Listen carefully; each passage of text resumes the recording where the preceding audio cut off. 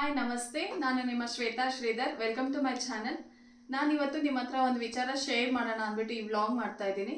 One of my ಫ್ರೆಂಡ್ಗೆ actually ಕಣ್ಣು ಮೇಲೆ pimple ಆಗಿತ್ತು. ಆ ಪಿಂಪಲ್ ಏನಾಗಿತ್ತು, ಒಂಚೂರು ಇನ್ಫೆಕ್ಷನ್ ಆಗಿ ಕಣ್ಣು ತುಂಬ ಆಗಿಬಿಟ್ಟಿತ್ತು. ಕಣ್ಣಿನ ರೆಪ್ಪೆ ಮೇಲೆ ಫುಲ್ ಆಗಿಬಿಟ್ಟಿತ್ತು. ನನ್ನ ಫ್ರೆಂಡ್ನ ಕೇಳಿದೆ ಯಾಕೆ ಈ ಥರ ಆಗಿದೆ ಅಂತ. ಅವಳು ಹೇಳಿದ್ಲು, ಅವಳು ರೀಸೆಂಟಾಗಿ ಪಾರ್ಟಿ ಅಟೆಂಡ್ ಮಾಡಿದ್ಲಂತೆ. ಸೊ ಪಾರ್ಟಿಯಿಂದ ಬಂದು ತುಂಬ ಲೇಟ್ ನೈಟ್ ಬಂದಿದ್ದಾಳೆ. ಸೊ ಟಯರ್ಡ್ ಆಗಿದೆ ಅಂದ್ಬಿಟ್ಟು ಹಾಗೆ ಮಲಗಿಬಿಟ್ಟಿದ್ದಾಳೆ. ಸೊ ನೆಕ್ಸ್ಟ್ ಡೇ ನೋಡಿದಾಗ ಅವಳಿಗೆ ಕಣ್ಣು ಮೇಲೆ ಸ್ವಲ್ಪ ಒಂದು ಸ್ಮಾಲ್ ಪಿಂಪಲ್ ಬಂದಿದೆ. ಅದು ಇನ್ಫೆಕ್ಷನ್ ಆಗಿ ಕಣ್ಣಿಂದ ಮೇಲೆ ಅಂದರೆ ಈ ರೆಪ್ಪೆಯಿಂದ ಮೇಲೆ ಎಲ್ಲ ಸ್ಪ್ರೆಡ್ ಆಗಿಬಿಟ್ಟಿದೆ. ಸೊ ಅದಕ್ಕೆ ಅವಳು ಹೇಳ್ತಾ ಇದ್ಲು, ನೋಡು ನಾನು ನೈಟ್ ಒಂಚೂರು ಮೇಕಪ್ ರಿಮೂವ್ ಮಾಡಿ ಮಲ್ಕೊಂಡಿದ್ರೆ ಈ ಥರ ಆಗ್ತಾನೆ ಇರಲಿಲ್ಲ. ನಾನೊಂದು 5 ನಿಮಿಷ ನಾನು ಲೇಸಿ ಮಾಡಿದೆ ನೈಟ್ ರಿಮೂವ್ ಮಾಡಲಿಕ್ಕೆ.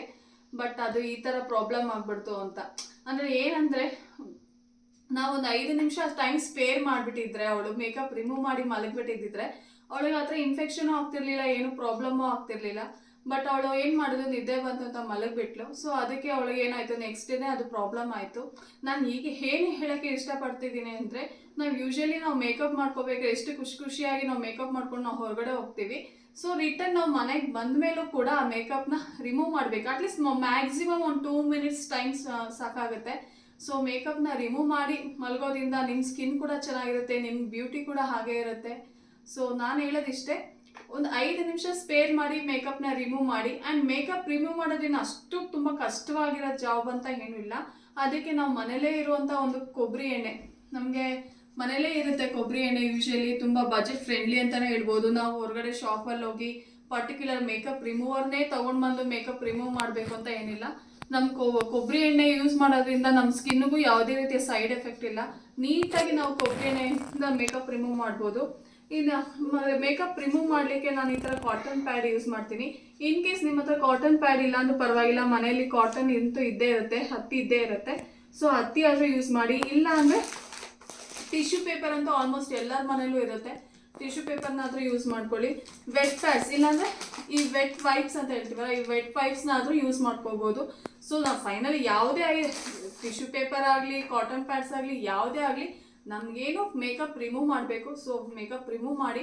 ಸೊ ಅದರಿಂದ ನಿಮ್ಮ ಸ್ಕಿನ್ ಕೂಡ ಚೆನ್ನಾಗಿರುತ್ತೆ, ನಿಮ್ಮ ಹೆಲ್ತ್ ಕೂಡ ಚೆನ್ನಾಗಿರುತ್ತೆ. ಯಾವುದೇ ರೀತಿ ಮತ್ತು ನಾವು ಹೋಗಿ ಡಾಕ್ಟರ್ನ ವಿಸಿಟ್ ಮಾಡಬೇಕು ಅನ್ನೋ ಪ್ರಾಬ್ಲಮ್ ಇರೋದಿಲ್ಲ. ನಾವೊಂದು 5 ನಿಮಿಷ ಟೈಮ್ ಸ್ಪೇರ್ ಮಾಡೋದ್ರಿಂದ ಡಾಕ್ಟ್ರಿಗೆ ಹೋಗಿ ಮತ್ತೆ ಅವ್ರನ್ನ ಕನ್ಸಲ್ಟ್ ಮಾಡಿ ಅವ್ರಿಗೆ ಪೇ ಮಾಡೋ ಬದಲು ಅದೇ 5 ನಿಮಿಷ ನಾವು ಮೇಕಪ್ ರಿಮೂವ್ ಮಾಡೋದ್ರಿಂದ ನಮಗೆ ಬೆನಿಫಿಟ್ ಇರುತ್ತೆ. ನಮ್ಗೆ ಯೂಶಲಿ ಏನಂದರೆ ದೊಡ್ಡವರು ಹೇಳಿದಾರಲ್ಲ, precaution is better than cure ಅಂತ. ಹಾಗೆ ಸೊ ನಾವು ಒಂದು 5 ನಿಮಿಷ ಸ್ಪೇರ್ ಮಾಡಿದ್ರೆ ನಮಗೆ ಆಗೋ ಸೈಡ್ ಎಫೆಕ್ಟ್ಸ್, ಮೇಕಪ್ ಮಾಡಿ ರಿಮೂವ್ ಮಾಡಿಲ್ಲ ಅಂದರೆ ಆಗೋವಂಥ ಸೈಡ್ ಎಫೆಕ್ಟ್ಸ್ನೆಲ್ಲ ನಾವು ತಡಿಬೋದು. ಸೊ ಅದಕ್ಕೆ ನಾನೇನು ಹೇಳ್ತೀನಿ, ಯಾವುದೇ ರೀತಿಯ ನೀವು ಮೇಕಪ್ ಮಾಡ್ಕೊಂಡು ಹೋಗ್ಬೇಕಾದ್ರೆ ಎಷ್ಟು ಖುಷಿಯಾಗಿ ಮೇಕಪ್ ಮಾಡ್ಕೊಂಡು ಹೋಗ್ತಿರೋ, ಮನೆಗೆ ಬಂದ ಮೇಲೂ ಅಷ್ಟೇ ಒಂದು 2 ರಿಂದ 3 ನಿಮಿಷ ನಾವು ಮೇಕಪ್ ರಿಮೂವ್ ಮಾಡೋದ್ರಿಂದ ಯಾವುದೇ ರೀತಿಯ ತೊಂದರೆಗಳಾಗೋದಿಲ್ಲ. ನಿಮ್ಮ ಸ್ಕಿನ್ ಕೂಡ ತುಂಬ ಚೆನ್ನಾಗಿರುತ್ತೆ, ನೀವು ಕೂಡ ತುಂಬ ಚೆನ್ನಾಗಿರ್ತೀರ.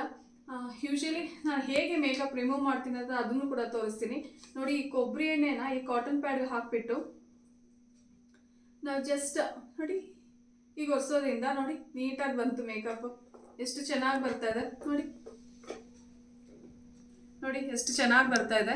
ಸೊ ಇದನ್ನು ನೀವು ಕೂಡ ಟ್ರೈ ಮಾಡಿ ನೋಡಿ, ಈಸಿಯಾಗಿ ಮೇಕಪ್ ರಿಮೂವ್ ಮಾಡ್ಬೋದು. ಇಷ್ಟು ಹೇಳಿ ನಾನು ಇವತ್ತಿನ ವಿಡಿಯೋ ವ್ಲಾಗ್ ಮುಗಿಸ್ತಾ ಇದ್ದೀನಿ.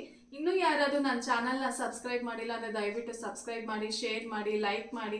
Thank you for watching.